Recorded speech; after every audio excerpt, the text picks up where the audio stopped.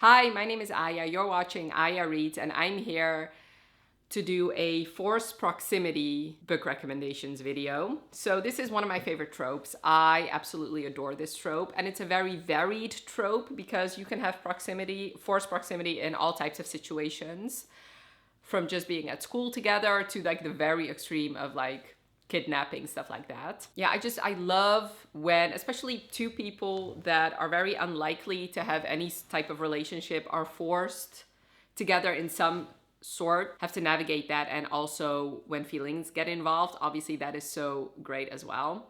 So like since it is such a very trope, it is a part of a lot of different subgenres in romance. So for this video, I have 6 contemporary romances, 1 dark romance, 1 alien romance, and 2 historical romances. So I have 10 recommendations to share with you. And like I said, it is one of my favorite tropes. So I would really love to hear some of your recommendations. Twisted Games by Anna Huang. This is a very popular romance series, and for some reason, especially Twisted Games, I find a way to put in almost every one of my recommendations videos. The forced proximity aspect in here is a bodyguard trope, because you follow Bridget, who's a princess of this made up country, like a Genovia type country. And recently her bodyguard has went on paternity leave and he wants to be closer to his family. And since she lives in the US now, he has to stay in like Genovia. I don't, oh, Ash, no. I don't remember the country, so I'm just gonna call it Genovia. This book does remind me of Princess Diaries, by the way, especially Princess Diaries 2. So since she doesn't want to go back to Genovia, sorry, I have to laugh. Okay. She needs a new bodyguard, and this bodyguard is Reese, which already somebody named Reese, and I'm already swooning because apparently I have a thing for guys named Reese. So Reese is very uptight and very like, apparently her other bodyguard was kind of loose with the rules a little bit. Reese, however, is not. Her safety is top priority for him. Plus, he's also very attracted to her and he knows he can never have her. So that also adds fuel to the fire. And obviously the forced proximity in here is that he's her bodyguard, so he is actually living with her. Like they are constantly together. Even if she's on a date, he has to come with. And obviously feelings ensue because he's very attractive, she's very attractive. And I love in this book how Anna plays with the power imbalance and the power dynamics, because obviously she's the queen of this kingdom, or she's going to be the queen of this kingdom, and he is just like a bodyguard. But in the bedroom the tables turn and he becomes like this alpha dominant male, and it's so fucking hot. It is so hot. So yeah, if you for some reason have not read this series, I would highly recommend it. The first and fourth one were not really my favorites, but I do have to say those have billionaire tropes, which is not really my favorite. But the second and third, and especially Twisted Games, definitely one of my favorite books of all time. Top Secret by Serena... Wait, let me just... I do have to say, now that I think about it, most of these are people, like the forced proximity is people actually living together, so that's fun. Top Secret by Serena Bowen and Elle Kennedy. This deals with a roommate romance because these two actually live together in the frat house, and they actually share, like the only two who share the top floor. So there's definitely a big case of forced proximity in this book. Basically, you follow Keaton, who's a jock, and Luke, who... Well, Keaton is, like I said, he's a jock, but he's also very rich and he's very privileged. Like he's never really had anything that he couldn't get, except for the fact that he wants to be, like he's a biology major and he wants to pursue that, whereas his dad wants him to come work for him when he's done, when he finishes college. Luke, however, has a very, very terrible home life, and he basically strips on the side, like actually is a stripper on the side, and he is barely making ends meet. And Luke is bisexual and Keaton always thought he was straight. But one day Keaton's girlfriend asks him for a threesome with another guy for her birthday. So he obliges like the good boyfriend he is. So he goes on this app called Kink app to find somebody, and there he starts talking to somebody. They're anonymous, so they don't know who each other is. So they start talking, and while they are talking to each other, Keaton is kind of exploring his sexuality a little bit. And all the while, they hate each other because in this frat, they are both competing to become a frat president. Keaton, because it is expected of him from his dad, but Luke actually needs it because the class or the president of the frat, he doesn't have to pay rent, which, like I said, he's struggling. So that would really ease like his financial problems very significantly. So, and they hate each other. Like Keaton is constantly making noise and Luke is constantly Keaton is constantly playing his music really loud and Luke constantly badgers him on that. And like I said, they have this competition going on with the whole frat president thing. So while they are talking, they actually set up this meeting to have this threesome. And there they realize who each other is and they are both mortified. But it does start like a relationship between them, a forbidden and secret relationship, and it's so good. It's one of my favorite books I read this year and one of my favorite books of all time. Honestly, I really loved it. If you're looking for a good male romance, I would highly recommend this one. Act Your Age, Eve Brown by Talia Hibbert. Eve, basically, she's a hot mess. She doesn't have her life together. Her parents keep funding all her like little projects that she starts and then abandons, and they are kind of fed up with her. So they tell her that they're not going to be financially supporting her for, I think, at least a year. I think. Yeah, so she applies for this B&B, but since she is like the complete opposite of Jacob, who's the owner of the B&B, she's like very loud, bubbly, and he's very stuck up, uptight.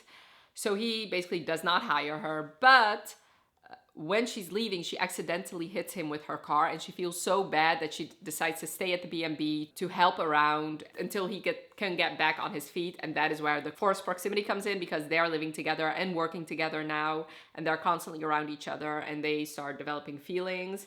This I really loved. I've only read it once and I have been meaning to reread it for a while now. I really loved it. I loved how definitely a very opposites attract type of romance. I love how they become friends first and I love how they fall in love. This was a very cute romance, and obviously the forced proximity is a prime reason these two get together, because if that was not a thing, they would not be in a relationship. So I really like that aspect as well. On the Island by Tracy Garvis Graves. This is a very sad reason they have a forced proximity. Basically, Anna is TJ's tutor and she's actually a teacher, but she's 30 and I believe he's almost 17 and she is a teacher, but she tutors during the summer just to make a little bit more money. His family is pretty rich, so they decide to go on this trip to, I believe, the Maldives. So his family goes on ahead and then he and the teacher, they go a couple days later. But however,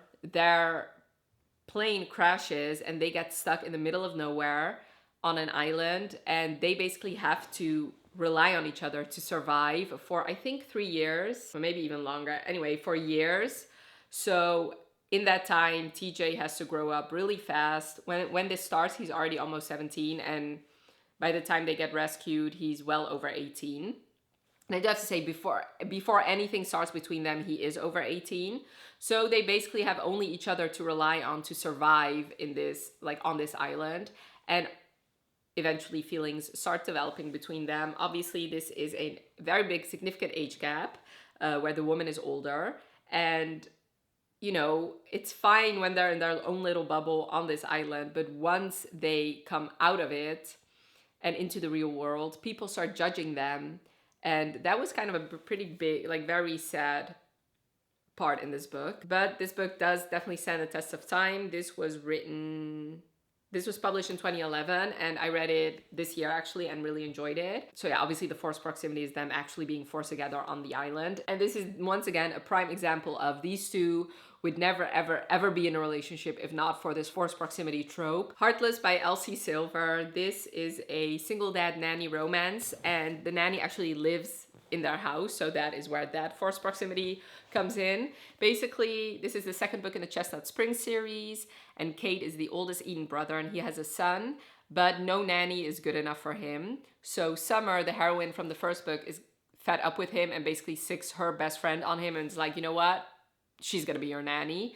So he reluctantly agrees because he actually doesn't want to agree because he's very attracted to Willa. But he sees how good she is with his son and how much his son really loves her, so he agrees. And that's where the forced proximity comes in because obviously they live together and he sees how good she is with his son, and she's also very, like, they're both from the beginning very attracted to each other, and they keep getting forced into this situation by the mere fact that they live together. But that's like, they see each other, like he has a hot tub, and you know, when she's in there and he comes in there, you know, there's like a very hot scene. So yeah, very good. This is popular for a reason, and I would highly recommend it. And then my last contemporary, before I go on to like the dark contemporary romance, is The Right Move. This I read this month, and I cannot stop recommending it. I absolutely love this book. It's definitely going to be my favorite of the year. This is a love story between a professional basketball player named Ryan and a flight attendant for the hockey team from the first book named Indy. And Stevie, who was the heroine from the first book, she feels sorry for Indy because, first of all, she's her friend, but also Indy got cheated on by her boyfriend. And she has nowhere to stay. So Stevie forces her brother Ryan to take her in, and he really doesn't want to because there were two interactions in the first book that just like put him off from really ever interacting with Indy. But he agrees because he loves his sister so much. So this is a roommate situation, but also he needs a fake girlfriend to convince his general manager that there's more to him than just basketball. So this is also a fake dating situation, which also just puts them in close proximity together. This is so good. Like, Ryan Shea is the perfect book boyfriend in my opinion. He does acts of service so well. Like, he just is so in tune even before something happened to her needs, and he makes sure that if he can, he'll definitely provide that. Even before he's her boyfriend, he finds out that her father is deaf, so he just takes action and starts learning ASL just to communicate with her dad, even though they're technically just friends and he's not her boyfriend yet. This was so good. I cannot stop thinking about this book. The forced proximity in here is chef's kiss, so good. And I love them. They are so good together. I loved how they become very good friends first before anything happened. And it's just really good. Like, what can I say? Like I said, one of my favorite books I read this year, and it is hyped for a reason. And if you've not read this book yet, I would highly recommend it. Now, for the only dark romance in here is Untouchable by Sam Mariano. So this is pretty uncomfortable book, especially the first 2-3 chapters. Basically, the forced proximity in here is the fact that they're both in high school and pretty much stuck in this small town, especially her, because it's a vehicle for Carter in this book to use, like, he uses the forced proximity to make her kind of submit to him. And he wouldn't have had such a hold over her if they were not in high school and not in such a small town. So basically, Zoe was like sexually assaulted before the events of this book, and she told on the guy who did that. So basically, she's become a pariah in this town, and everybody kind of hates her because he's a star football player. So in the beginning of this book, that guy plus his two friends, one of them being Carter, decide to corner Zoe in a classroom, and basically Carter forces himself on her. You basically have two choices, which are not really choices at all. Basically, you can, I can have sex with you against your will, or you can give me a blowjob against your will. So she decides the second option, and he kind of likes how defiant she is in that moment. So he becomes obsessed with her. So this basically, he's like either a sociopath or a psychopath, I don't know. So he becomes obsessed with her, and like the next day she calls in sick from school, and he decides to come to her house and brings her soup and being like very charming to her mom, even though they both know what he did. And then she becomes his toy to play with. He just wants her, and you know, eventually she kind of is forced to submit. This is not really a love story. I mean, it technically is because it does have an HEA, but is it? I was so intrigued by this book. I know the premise sounds awful, and I know if you're not used to dark romance, you're gonna hate this book. And maybe you should, but I really loved it because I was so intrigued by Carter Mahoney. He was such an interesting character. Like, he's awful, and if I was Zoe and this was my situation, I'd be like knocking on the police station, be like, can I please live here? Because I'm not safe anywhere, and I just want this guy to like leave me alone. But as a book, I was very intrigued. I could not stop reading this book. I was highly... Like, I just wanted to know what else this man was gonna do. So yeah, I really loved it. Like I said, you have, like, it does definitely it have forced proximity, but there are some very uncomfortable scenes in this book. So if you're not comfortable with that, definitely don't read it. Definitely check your triggers. But if you're willing to take the dive, I would highly recommend it because I thought it was a very good book. Now for my only sci-fi romance, actually the only book I don't own yet, so I should really buy it, is Toxic Desire. This is an alien romance. It's basically a human and this other human species, like alien species called the Sedes, I'm pretty sure. They get into like this space fight. Like, I think he invades her plane and then they get into a fight and then their plane crashes. They crash land on this island and everything in the island is an aphrodisiac. So it basically makes you horny. It doesn't, like, if you drink something from it, if you breathe, or if you eat something, you just get horny instantly. So these two get stuck together and basically all the other people around, they crash landed on a different part of the island. And they basically need each other to survive because you have to have sex to kind of satiate the hunger, and it basically hurts. You get so horny, it actually hurts. I know this premise sounds very ridiculous, but the forced proximity is that they're literally stuck together on this horny island and they need each other to, you know, to function. This was so good. I really love this book. I don't know why, I just do. I thought it was so good. I loved him. I thought he was such a good character, even though like everything that happened with his species and these humans, and she's everything he should not want. Whereas she's pretty intrigued by him because she's already kind of different from her species, because she's in, like, the humans are basically in this world, they basically just like want to kill off all the aliens, whereas she wants to study them and wants to get to know them. So he really is the one that has to make these giant leaps to, you know, fall for her. And there's a fated mate aspect in here. It was really good. If you're looking for a good but ridiculous alien romance, I would highly recommend this one. Now for my two historical romances. The first one is Sea of Ruin by Pam Godwin. This is a dark romance, a dark historical romance. It's also indie published, so it's very, very, very spicy, unlike a lot of historical romances. Basically, you follow a pirate captain named Bennett Sharp, and she has been running away from her husband for 2 years because he did something that she cannot forgive. And while on the run, she gets captured by this pirate hunter named Ashley Cutler, and he captures her, and basically she's forced to live in his cabin because if he puts her in the hold with all the other pirates, she's for sure gonna get raped. So to protect her and keep her safe, he puts her inside his cabin, which is where the forced proximity comes in. She's trying to use her womanly wiles to convince him to not hand her in because she knows that she's gonna just get sent to the gallows and die for being a pirate. And he basically wants to just use her sexually and still hand her over at the end of, you know, when they reach England. Things ensue. There is a very, very big trigger warning here for sexual assault because there is a point in here where she actually gets raped, and it's very horrifying to read about. And Ashley also does some things that are kind of against her will. But like I said, it's really good. I really loved it. And there is this like sort of love triangle going on because she's technically still married, and the resolution to that is also top notch in my opinion. I really love this book. If you've not read this yet, I would highly recommend it. And like I would say, like if you are a historical romance reader and you've never read a dark romance, I think this is a good one. Or the other way around. If you're a dark romance reader, I've never read a historical romance, and I would still highly recommend this one. This was so good. I think Ashley Cutler is one of the hottest guys ever. Like in my head, he's so hot. And this was just so good. I really fell in love with Pam Godwin while reading this book, and I really should read other books by her. But this is also a very, very good forced proximity situation. And last but most certainly not least is Married by Morning by Lisa Kleypas. You know what? I'm just gonna put like the cover of this book actually here because this you can't see it.